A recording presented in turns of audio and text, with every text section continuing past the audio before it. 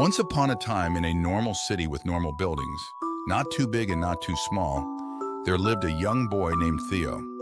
Theo's life was ordinary. He woke up each morning in his cozy apartment, ate breakfast with his parents, and went to school. But deep inside, Theo craved adventure. He longed for stories that would whisk him away to magical places, just like the ones he read in his favorite books. Theo loved to write. His notebook was filled with scribbles, and as soon as he learned to form letters, he started to write stories. Every night he would lie in bed, clutching his pencil, and imagine grand quests, talking animals, and hidden treasures. The words he scribbled down were basic and couldn't quite capture the details he imagined. But each time he wrote, the worlds he created became more and more alive. One moonlit night, as Theo drifted into slumber, something extraordinary happened. He felt himself floating, weightless, and then suddenly, he woke up inside his own dream.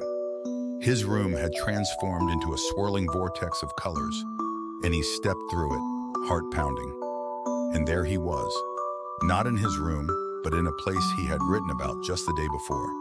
The City of Echoes. The buildings were tall and shiny like blocks of glass, and their reflections danced on the central square.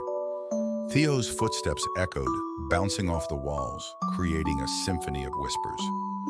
"Welcome, Theo," a voice echoed from the shadows. It was the city itself speaking to him. In the City of Echoes, every word you write becomes real. Theo's eyes widened. He had imagined this place, but now he stood in its heart. The lampposts hummed with forgotten conversations, and the trees whispered secrets. The air smelled of ink and adventure. As Theo explored, he met characters from his stories. There was Inkwell, the cat, who could write poems with her tail.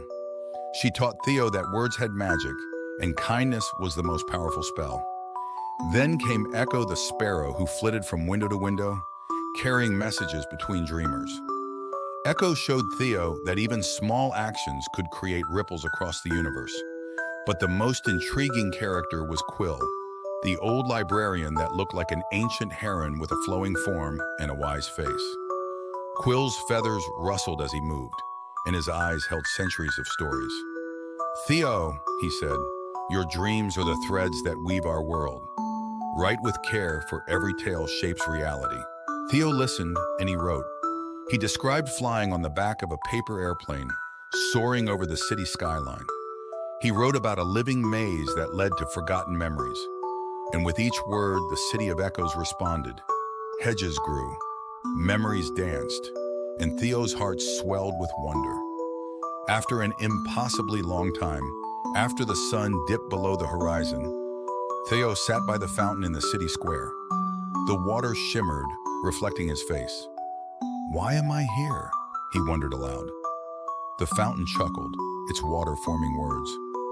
"You're here to learn, Theo, to understand that your dreams matter, that your words have power. The City of Echoes is a mirror. It reflects your heart." And so, with his trusty notebook and a candle by his side, Theo continued to write, filling the city with tales of friendship, bravery, and hope. As he did, he felt his own heart change. He became kinder, braver, and more connected to the world around him. Later that night, when he returned to his apartment, he lay in his bed, clutching his pencil, and whispered, "Thank you, City of Echoes." For Theo had learned that adventure wasn't just in books. It was within him, waiting to be written. And so, dear child, may your dreams be filled with echoes of wonder, just like Theo's. Good night.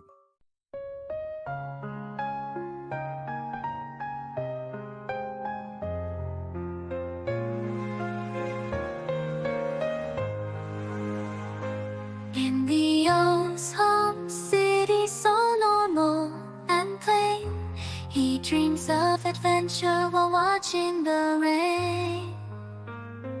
He writes with his pencil and then off to bed, dreaming of places where his stories led. On wings of his dreams he flies far and high, meeting friends like a cat and a star in the sky. They play and they laugh and they sing songs too, in a world made from stories so shiny and new.